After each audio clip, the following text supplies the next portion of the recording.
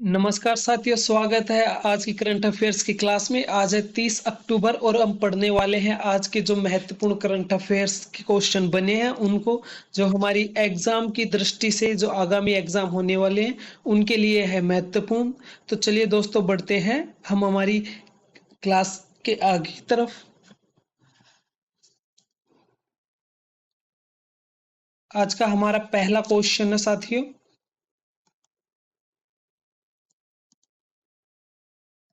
आज का हमारा पहला क्वेश्चन है, किसे हाल ही में एयरपोर्ट अथॉरिटी ऑफ इंडिया का अध्यक्ष नियुक्त किया गया है। इस क्वेश्चन का सही आंसर है ऑप्शन बी, विपिन कुमार को। विपिन कुमार को एयरपोर्ट अथॉरिटी ऑफ इंडिया का अध्यक्ष नियुक्त किया गया है।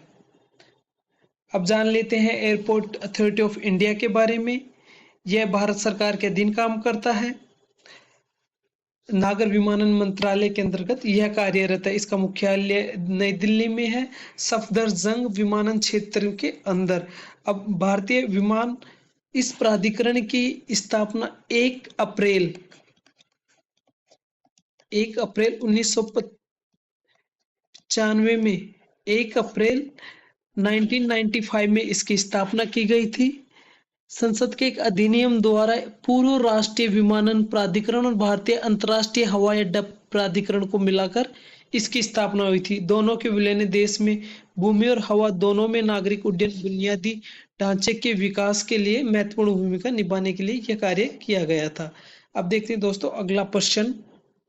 अगला प्रश्न है हमारा उत्तराखंड राज्य के बारे में। इसमें कहा गया है कि पहले राइटर्स विलेज का उद्घाटन किस राज्य में किया गया है। तो इसका सही ऑप्शन डी है। इसमें जो राइटर्स विलेज का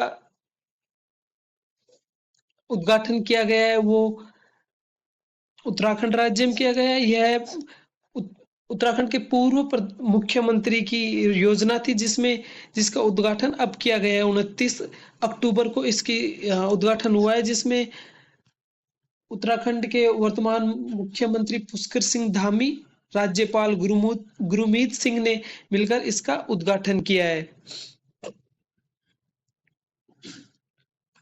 अब देखते हैं अगला क्वेश्चन। फुटबॉलर रोड्रिगो हर्नांडेज कैस कैंटे को प्रतिष्ठित बैलन डी और पुरस्कार मिला।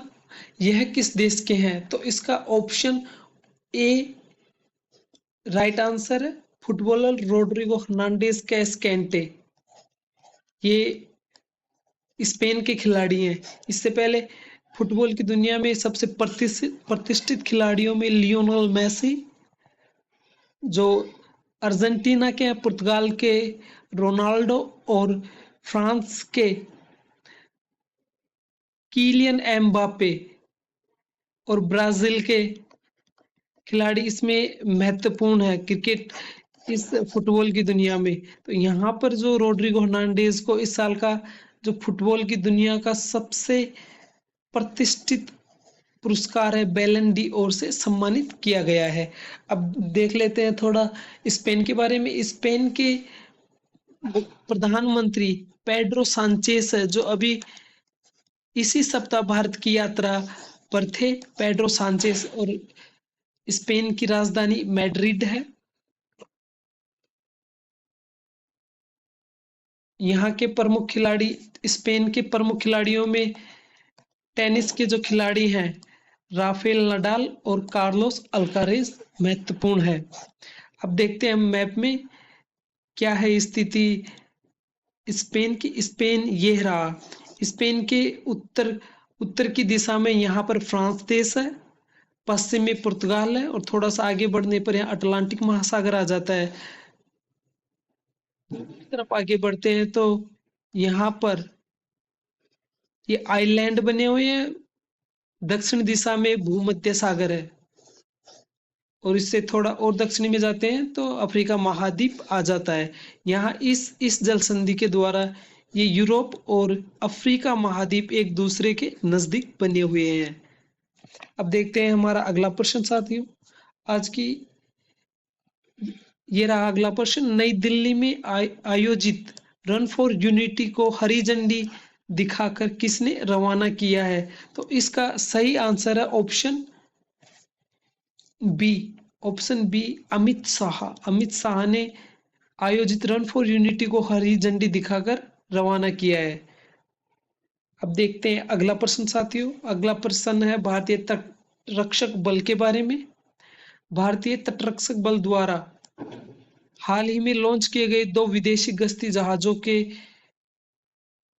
लॉन्च किया है, दो जहाजों को, इनका नाम क्या है? इनका नाम ऑप्शन बी एकदम सही आंसर है, अदम्य और अक्षर। इन जहाजों के नाम है। भारतीय तटरक्षक बल ने दो स्वदेशी गश्ती जहाजों को लॉन्च किया है, उनका नाम है अदम्य और अक्षर। अब देखते हैं दोस्तों अगला प्रश्न। पहले इसी के बारे में थोड़ा जान लेते हैं, भारतीय तटरक्षक बल के बारे में। इसके महानिदेशक परमेश शिवमणि जी हैं। परमेश शिवमणि जी भारतीय तटरक्षक बल के महानिदेशक हैं। ये इसके 26वें महानिदेशक बने हैं। अब देखते हैं अगला प्रश्न। पीएम मोदी ने 18 राज्यों में कितने करोड़ के हेल्थ प्रोजेक्ट्स लॉन्च किए हैं? पीएम मोदी ने 18 राज्यों में हेल्थ प्रोजेक्ट्स लॉन्च किए हैं, जिनकी लागत है 12,850 करोड़ रुपए। 12,850 करोड़ रुपए इन प्रोजेक्ट्स की लागत है।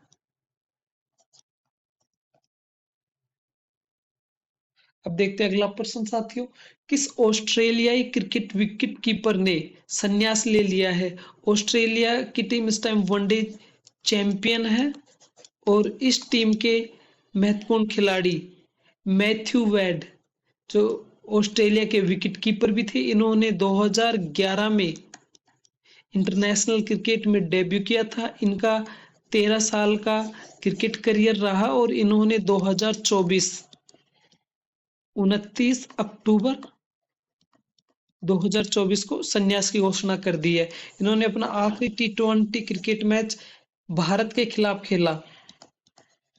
इन्होंने 3 बार IPL में भाग लिया, जिसमें एक पहला था 2011, दूसरा 2023 और 2024। 2024 में इन्होंने गुजरात के खिलाफ गुजरात की टीम में रहते हुए 2 मैच खेले थे।